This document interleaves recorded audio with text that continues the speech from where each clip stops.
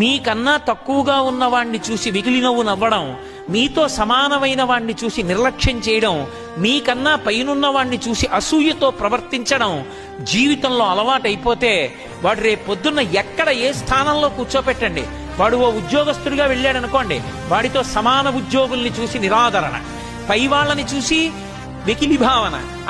ఏదో ప్రమోషన్ వచ్చింది కానండి, ఏదో చదువుకున్నానంటాడు, నాకన్నా గొప్పవాడు ఏంటండి అంటాడు. తనకన్నా కిందవాణ్ణి చూస్తే అహంకారం, నిర్లక్ష్యంతో ప్రవర్తిస్తాడు.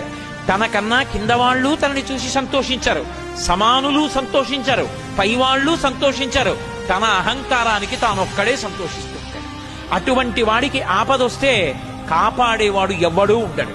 అందుకే జీవితంలో సంస్కారమును పొందుట అన్న మాటకు అర్థం ఏమిటి అంటే, తనకన్నా పెద్దలు కనపడితే గౌరవించాలి, తనతో సమానులు కనపడితే ఆదరించాలి, తనకన్నా కింద వాళ్ళు కనపడితే పరమ ప్రేమతో కూడుకున్నటువంటి భావనతో వాళ్ళ యొక్క అభివృద్ధి కొరకు ఆలోచన చెయ్యగలగాలి.